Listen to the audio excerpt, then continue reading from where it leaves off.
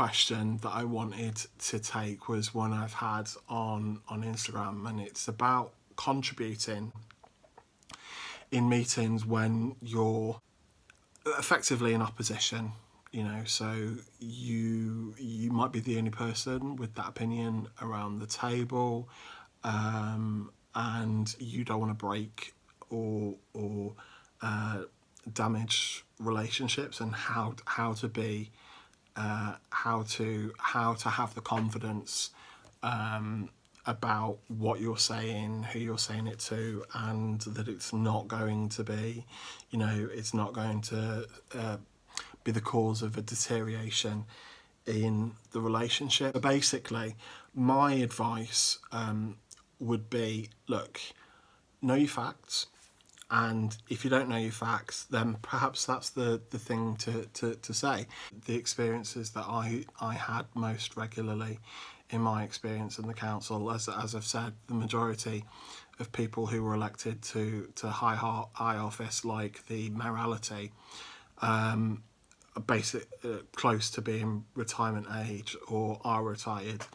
So the demographic profiles of a lot of councils are going to have people who have a lot of experience in a variety of different working environments. And as a young councillor, and I don't mean just 18, 19, I mean like 18 to probably about 40, it can be nerve-wracking. You are getting up and putting your name to a question, a comment, so I think that when you're not sure, and you don't think that the idea is right, or the best way to do is to go with a question. And if you know the answer, then better.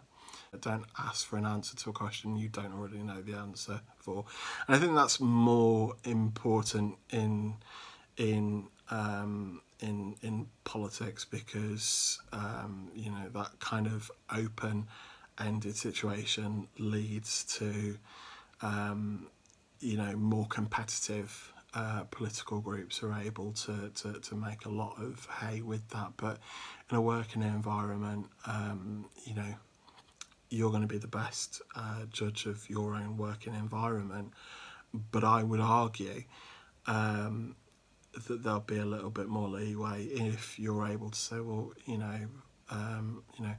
Rachel, that's a really great idea, but have you thought about this?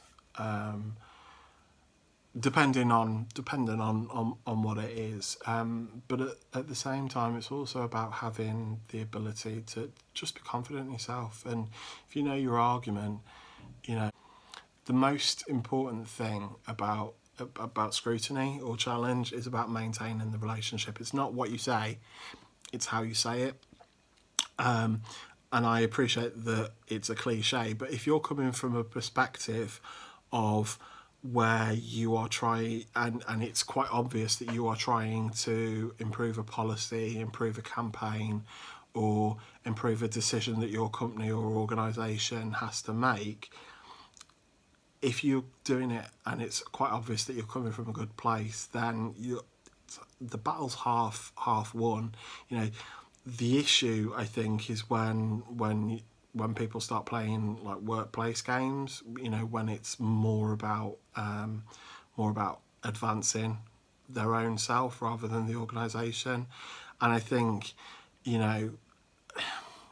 it's not really applicable to public speaking, but it's applicable to life. Is pick your battles.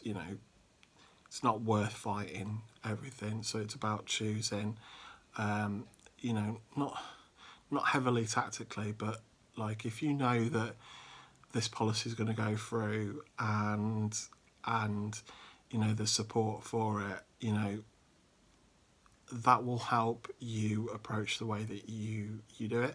Like, for example, coming back to my political experience, I was in a council where the administration group were heavily in administration, and the opposition, the only way that we would hope to influence policy was with the support of the administration. So when you're talking in those terms, sometimes you will be a lot less combative depending on what strategy you're looking to take. If you're looking to try and get some press coverage out of it in that sense, you probably will be a bit more combative than if you're just trying to influence the policy.